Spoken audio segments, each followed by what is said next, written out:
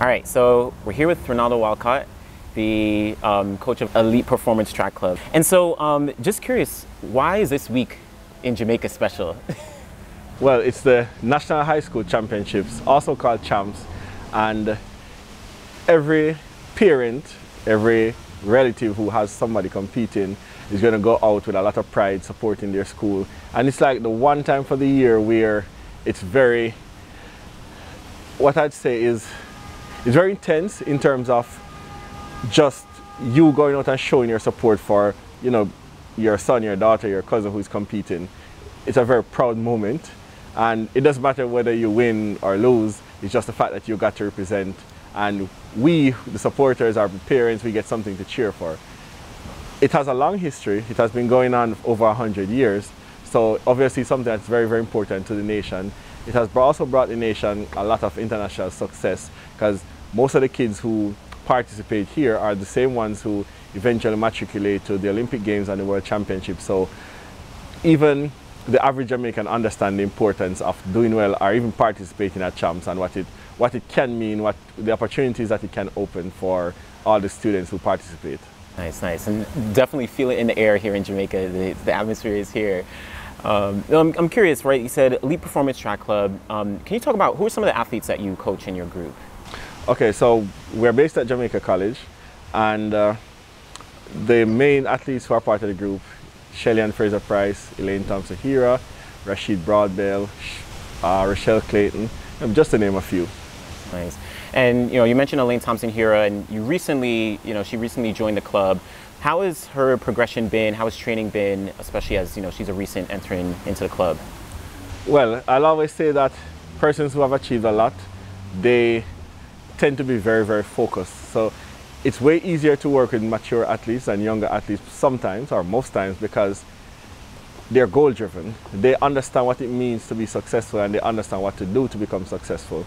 So what I get on a day-to-day basis is an Elaine who is hungry, an Elaine who is willing to do whatever I ask of her. And it's the same thing with Shelly-Ann, and I would have had the experience with Shelly-Ann first where, okay, I don't have to tell her to do something twice. Matter of fact, she's probably going to be the one who's going to nudge me. Hey coach, what are we going to do tomorrow? What's the plan for tomorrow? It's just so hungry despite the success that's there before. And I think it's more a matter of perfecting your craft, perfecting the best of whatever you do. How do I become better at this, what I've been practicing? Because there's always this belief inside that whatever I do yesterday, I'm going to try to find a way to do better tomorrow, the day before, the day after, I should say. And that just keeps fueling them, that just keeps motivating them to just keep working. So that's the experience on a day-to-day basis, where I go to my bed a bit excited and I wake up refreshed, looking forward. I'm like, all right, what am I going to see today? How are the times going to look? And it's never ever going to be like, oh, will they be able to? No, it's going to be a case like, how great will it be? Because it's just exciting on a day-to-day basis. Nice, I love to hear that. And then between Shelly-Ann and Elaine, what's like the training situation like, in a sense? Do they train together? Are they separate, different times? Like, what's kind of the setup with them two? It's interesting that they're such a focus on their training setup. I mean, each person will train based on their needs, based on the events they're participating in and their current condition. So all the members of my group, the training times that they get is just relative to the stuff that they have to do and based on their own needs. So, and that applies to everybody. Got you. And just in the couple months or so, I know we're still in the, coming out of the fall, coming out the winter, heading into the summer season. Have you seen anything in training from them that's like, okay, they're on for something big this year? Well, I'm not normally one to discuss, what happens in training on a day-to-day basis, but they expect a lot of themselves. I expect a lot from them, and naturally, Jamaica expect a lot from them. So that's never lost on either party, whether it's a coach, the athlete, or even just the expectation of the nation. So I'm always optimistic. I'm always very, very positive and hopeful. And whenever the achievement comes, then I'll just say a silent prayer, like, thank God it happens. But I also don't want to add any additional pressure, because they themselves pressure themselves a whole lot just to be the best they can be. Nice, I love that. And you know, talking about like you said, Jamaica is definitely looking towards them too, specifically in the hundreds and in the sprints. But around the world, you have athletes like Sha'Carri Richardson or Marie-Josée Talou or even Julian Alfred. You have some of these young athletes. How do you kind of look at, maybe even as from a fan's perspective, the landscape of the women's 100 meters right now? Well, the good thing is that the fans are in for a treat, whether it's a Diamond League race or even like a gold level meet. You're guaranteed that, once the ladies step on the track, they're going to bring fire. And I mean, every now and then I take off my coach hat and I'm a spectator and I enjoy watching the races ever so often. But it's a good look for the sport. It's a good look for the spectators. And I'm just hoping that with these quality women, the likes that we've never seen before, because of course, there are like probably one person would have done faster than what this current crop is doing, but that was just 1 year, one person. Now this whole cohort, they're so exceptional, and I'm just hoping that what they're bringing to the table can just help to expand the reach of track and field, and also just to expand their earning potential. Because I mean, they're doing extreme sports. They're doing stuff that even great people in the past have never done, have never achieved. You mentioned Talou, very warm lady. She has placed fourth so many times in times that would normally win.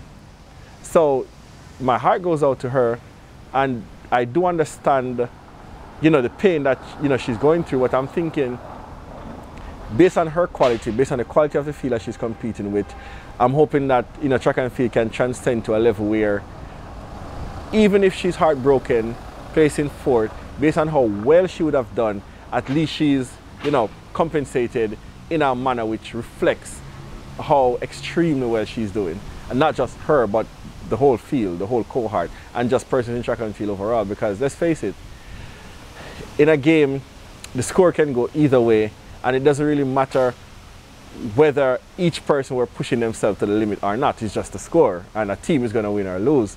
But when you step on a track, that's literally pushing the human body to its limit each time you do it. And I think it definitely needs, we as the players in the sport, whether coaches, athletes and administrators, we need to find a way to just help put it more in the forefront, so that it gets more recognition, it gets more I'd want to say compensation, just more. Yeah. I mean, Usain Bolt, obviously, he's the biggest name in the sport. But kind of talking about recognition, do you feel like athletes like an Elaine Thompson-Herah, like a Shelly-Ann, like a Talou, Sha'Carri, do you feel like they get the recognition in the sport that they deserve, and that our sport is well represented? Overall, I think no. I mean, Sha'Carri, I think as a result of her being an American, because she won the World Championship, and she did it in a very, very fast times. And she would have beaten ladies from Jamaica who are extremely well accomplished. So she being an American, I think it creates like a better platform for her visibility. And then her personality too helps add to that. But I'm thinking that the Jamaican ladies would have achieved way more and would not necessarily be seen on that same level or that same light. But then the dynamic is that if you now eventually come and beat these ladies from Jamaica who would have achieved so much, being an American, then you become like God status level.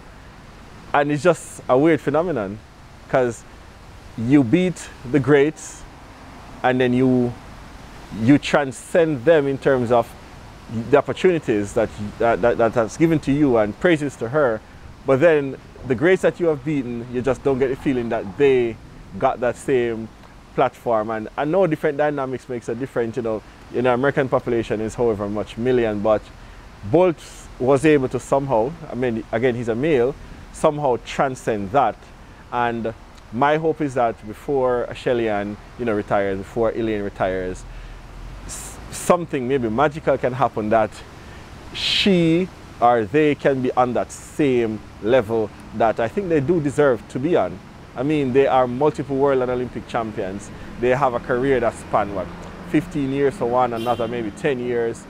So it's sweet that somebody is getting some amount of recognition, some amount of notoriety from the achievements, but I would hope that all of those who deserve it gets their fair share too. Yeah, I mean, do you feel like, because yeah, I think 2021 is when Shelly-Ann, she ran 10.6, I think, for the first time. And then, you know, we saw Elaine and we saw, you know, Sharika and Sha'Carri running these 10.6s. Do you think that maybe since those past 4 years where we've seen these extremely fast times that, you said, only one person in history has really surpassed, has that kind of pushed more of the women into the forefront, at least recognition-wise? I wouldn't say more. No. I don't think so. Maybe just one. Yeah, but not more, because outside of just being able to run 10.6, I remember Shelly-Ann doing 10.6 in almost every meet that she ran. It would be almost equivalent to Bolt running 9.6 in every meet that he ran. And he didn't do that. He won the gold medals, he broke the world record, and he was mostly unbeaten. But I would have think that Shelly-Ann would have put together the greatest season in 2022. But do you have the impression, you know, I know you're the interviewer, but do you have the impression that that season was celebrated or recognized as it probably should have been? It's a good, I think I agree with you. I don't think, because you, like you said, every single week, literally days apart, she was running 10.6s, 10.6s. So let's put those 10.6s in perspective. In the year 2022, we saw 2023, we saw 2 legal 10.6s. 2 in total, from 2 separate persons. In 2021, so Elaine probably did 10.6 like 3 times, thereabout, or below, 10.6 or below about 3 times. The Olympic Games, Oregon, and the Diamond, so 4. Yeah. I think probably 4 times. Because she did it, the Diamond League with Shelly-Ann, and I think she ran 10.6 by herself too. So she did it 4 times. 4 times in 2020. So that's Elaine by herself doing it 4 times. Look at that in comparison to the entire season of last year, where only 2 performances were below 10.7 and by 2 separate persons. So when you look at what Shelly-Ann has done, what Elaine has done, in comparison to everybody else combined, you still sort of feel like, sure, people know of them, but it still doesn't feel like their accolade matches the achievements that they would have achieved, or the accolade matches the recognition that they probably should be getting for it. So then, do you think the personality is super, super important? Like you were talking about with Sha'Carri, where both she has the performances and she has a personality. Do you think that's the barrier? Because obviously the times aren't pushing them into the spotlight. Well, I think it's relative. Sometimes you have this impression, and it's just life, it's just a reality, where one person can do a particular thing and it's fine and it's okay, but if a next person does it, then it's not necessarily okay.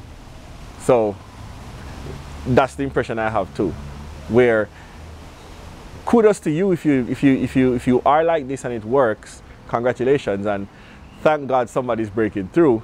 But then a next person from a different place does the exact same thing and it's probably not received the same way. So it's a fine line, especially for women in sports. I think it's a fine line they thread between after they've performed well and then what else to do, because sometimes in sports you're told, you know, perform and shut up. So yeah, makes sense. It's a really good insight, really good insight.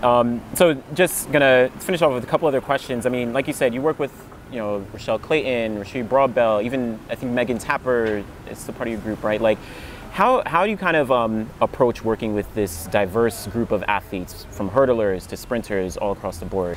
It's in the personality. So instead of coaching the event, I coach the person, because many times I'll have my plans set out weeks ahead of time, then you review them weekly, you review your plans daily, but then you turn up to practice and your plan is written for a perfect day, a perfect athlete, but you turn up to practice and then you still have to coach who you see in front of you. Sometimes an athlete may turn up and verbally they're ready, but then physically they don't look ready, and you have to say, hey, let's come back next time, maybe later. And they have to trust you to know that even though the desire is there, the intention is there, what I am seeing is saying that no, it's not here right now. We know we need to regroup and do it again. So being flexible as a coach and understanding that human beings aren't machines, aren't robots. They have to deal with a lot when they come to practice, and it may not end when they get to practice. And you have to learn to recognize when the temperature is warm and you need to cool it down a bit, or if it's very cold and you need to be the one to put the fire there. So that's how I think I managed, where if something has to change on the fly, my mind, my personality has to be flexible enough to change it on the fly. And don't get caught up about what I had planned and how it didn't go according to plan, because sometimes you're the beneficiary of things didn't go according to plan. So you have an athlete and they're ranked 4th going into a finals, but then they come out the winner, you celebrate. But in all reality, we could probably say it went directly according to plan because they won. But to be fair, the likelihood of that person winning was not as strong. But they still won and you're happy. So in the same breath where you're happy when the things turn out way better than you hope or expect, you have to be prepared to deal with it when it's not turning out the way you hope, and just learn to pivot and be with the person, be with the human being in front of you. So that's how I approach it. I love that philosophy, dealing with them as a person. Nice. So, and there's 2 other questions where recently in the world of world athletics, track and field, right, they announced that the world championships are going to be happening every year, you know, from here on out. I'm curious what you think about that as a coach, you know, preparing athletes for every single year of Worlds. To be honest, I'm aware. I tend to make myself aware, but I have this habit of focusing on most of the time what's in front of me. So when I heard it, I'm like, all right, I know it's going to come, but let me just take care of what's here now. The Olympics is this year, and whenever this is over, then I can deal with that new thing that's coming. I mean, I've had my thoughts. The pros and the cons will have to change our mindset in terms of how we do things, but we've had a world championship that was the last meet too. We've had an Olympics which was the last meet. I mean, Sydney was late in 2000, Doha was late, and people still did spectacularly well, both at the World Championship and at the individual meet. So it comes back to, again, that same flexibility to adapt to your situation, modify yourself, modify your program just to make it work. Because are you going to sit and allow yourself to fail? So you have to do what you need to do with the circumstance that you have. And if you don't explore, if you don't experiment, then you just won't know. But what I think is also important is, if you've tried something that's new and the assessment is that it's not the best thing, feel okay to change again. Don't feel stuck in a decision because you've made it, or feel stuck that I don't want to come off as being wrong. I don't want to be seen as being wrong. In order to be right, in order to be great, you have to risk being wrong. So for me, I'm fine with changes. I'm fine with experimenting with new stuff. But if you're going to be experimenting, then make it a real experiment. Make it a true experiment where make the assessment after, before, analyze it, tweak it a bit if needs be, and just eventually come up with something that you think works best based on all the factors that needs to be considered. Because I can see where, if I'm the world champion, or anybody, if you become the world champion, you probably want to stay that shiny, minted world champion for at least 6 months or 24 hours. Because it takes a great deal of focus and effort to zone in for that championship period and to do well after 3 or 4 rounds. And most times when you win a championship, you may not be very superior to the other competitors, but you are just better on that day. But then you turn up a week after, 2 weeks after, those same competitors who thought they should have won, who didn't do as well, is so motivated and they probably beat you. And I'm thinking it may not be a good look that you're a current world champion being beaten. So there goes that. I mean, you have to lose sometimes, but so there's that consideration where, okay, the year is over, I'm the world champion, you stay world champion. So when you start the year, you're the world champion, the untouched world champion. So there's some positives to it. While I can see where, for some persons, if they didn't do so well at the world championships, at least they have some other meets to salvage their season. So it can be a benefit either way, but the assessment just needs to be done, and feel free to make the corrections where it needs to be. There you go. Well, Reynaldo, really appreciate all the insight and all the, gave some really good gems about just the sport of track and field and women's sprinting right now. So really appreciate it. Thank you. My pleasure.